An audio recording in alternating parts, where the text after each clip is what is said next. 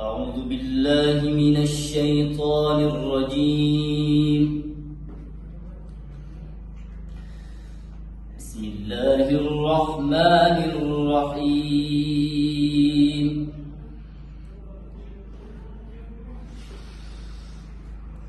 وإذ بوأنا لإبراهيم مكان البيت ألا تشرك بي شيئا وطهر بيتي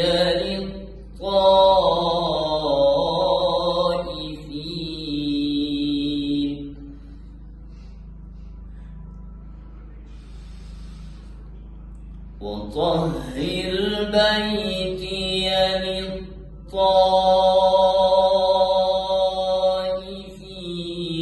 والقائمين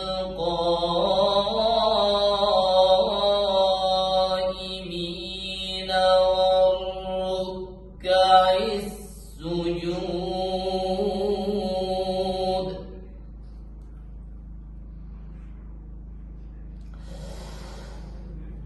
وأذن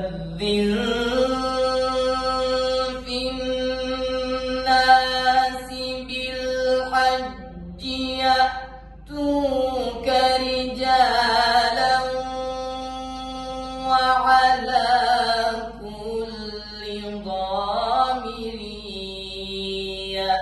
يأتين من كل فج عميق.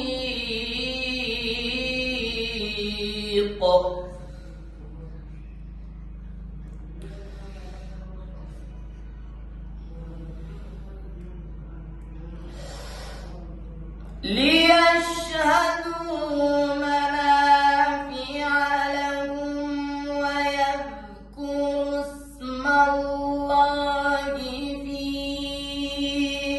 أيام معلومات على ما رزقهم من بهيمة الأنعام.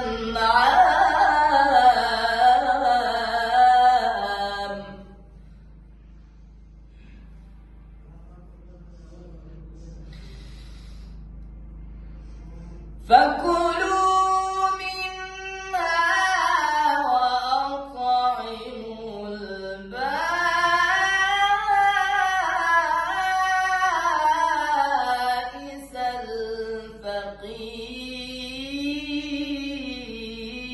الفقير.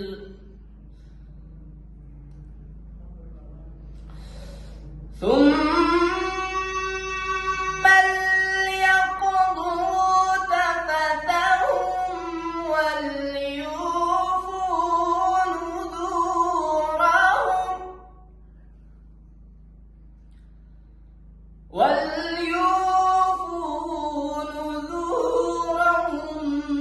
وليطوفوا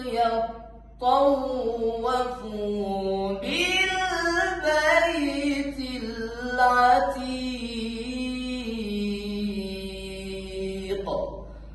صدق الله